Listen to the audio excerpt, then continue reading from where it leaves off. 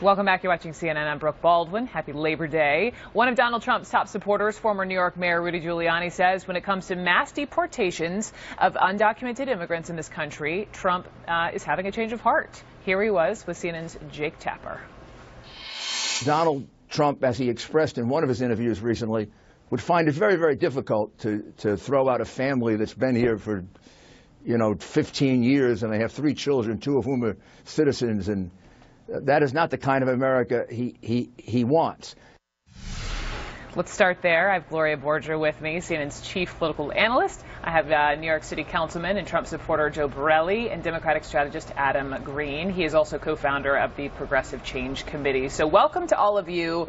And Joe, let me just turn to you and ask you, you can understand why people are looking at that interview with Giuliani and thinking, whoa, what?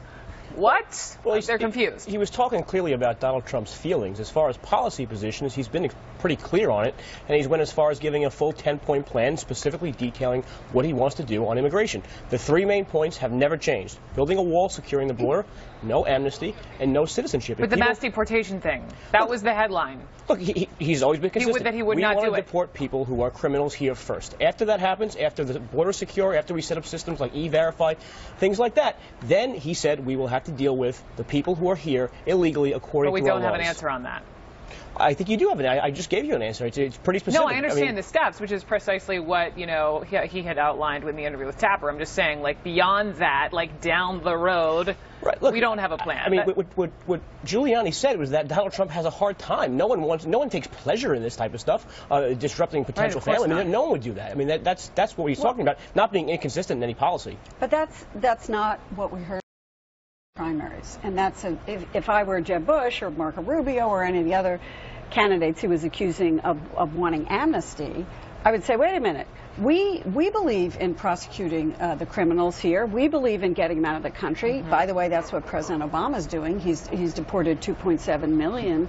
But if I were an opponent of Donald Trump's who had been arguing with him over this issue, I'd be a little confused. But they were talking pathway to citizenship, which Donald Trump has been explicitly Not clear all on. of them were. Most of them. The Gang of 8 position. Okay, speaking of, thank you, Gang of 8. Thank you for the transition. So you have Jeff Flake in Arizona, who Donald Trump has chosen to pick this fight with. He is someone who is not endorsing, saying he will not vote for Donald Trump. Says he's very against any of Trump's immigration rhetoric. My question to you, Gloria, is what does Trump have to gain by picking a fight with someone like that? I don't really see what he has to gain. Jeff Flake is clearly not a fan. We know that. But he hasn't lost an election in the state of Arizona. This is a state that Donald Trump should win, and he's now ahead, I think, by maybe a couple of points. Mm-hmm. So it's really close. So I don't see what good it does for you to pick a fight with somebody who has a proven electoral record in a state you need. What about the issue, let me just pivot to Hillary Clinton, Adam, and I'm just going to bring you in the conversation. 3 weeks here, 3 weeks until the big debate at Hofstra University and the FBI's email revelations, right? We talked about it Friday, the notes revealed. Donald Trump will try to take her to task on that, as we've had their surrogates do pretty successfully recently. How will she defend that on that stage? Yeah, good question. And let's be honest. What will likely happen is she will be asked some version of the same questions she's been asked for a year. She'll give some version of the same answers she's given for a year, and the chips will fall where they may. In my mind, the true variable, the thing that will have political impact, is whether she spends her entire 60 seconds or 90 seconds in the weeds talking about emails, or whether she pivots to issues that remind voters why they trust her and Democrats on other issues like debt-free college, expanding Social Security, not cutting. Is that what you're saying she should do in the remaining time? Pivot and show that people can trust her? Because that's a huge issue, obviously, with Hillary Clinton. Answer quickly and then pivot to big, bold, progressive ideas that are popular with voters and that voters trust Democrats on. Okay. Joe? How will Trump handle that? Look, and that's the fundamental problem. These notes from the FBI are really damning for her. Not just because they paint her as like some 2-bit mobster not remembering things in an FBI interview, but really because they make her confront a choice. She either has to come out and say she lied to the American public, lied to the FBI, lied to Congress, or double down on what she said to the FBI, which paints her as one of the most incompetent people to ever hold the post of a Secretary of State. It's a tough choice to have. I'm sure she will pivot. I don't know what else she could do. It's a trustworthy issue. It's a trustworthy issue. Well, Well, look, it's an issue that's dogging her. I must say, it doesn't matter to Democrats. People who like Hillary Clinton, they've decided. The email issue is not an issue.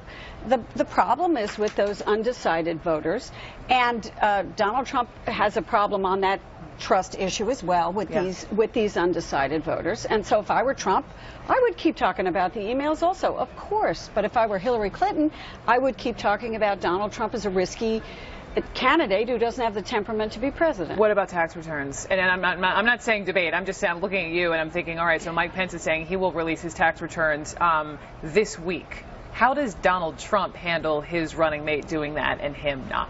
I mean, I'm sure they thought about that coming up when they said it, and Trump has said he's going to release him when the audit's done. But that's something that has been discussed ad nauseum by the American public for the last 6 months. Pence is bringing it up. That's a fair question. This email stuff this week is what's the new issue, and it keeps this fact that she lied to people. But you're not answering the question on tax returns. He did. Go ahead, Adam. Go ahead. The emails are not a new issue. I mean, if you say one thing is ad nauseum, you have to grant that the other thing is ad nauseum.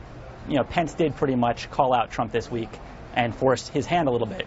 But again, this is all about agenda setting. This is all about what issue do voters wake up on Election Day thinking about. And again, if the entire debate or most of the debate is dwelling in the weeds about emails and frankly even tax returns, that is what leads to a low turnout election. If she can rise above it and pivot, not just for tactical reasons, but for voter mobilization reasons, to big, bold, progressive ideas like debt-free college, expanding Social Security, Wall Street reform, campaign finance reform, things that impact people's lives, that's how she gets above it all and focuses voters' attention in a positive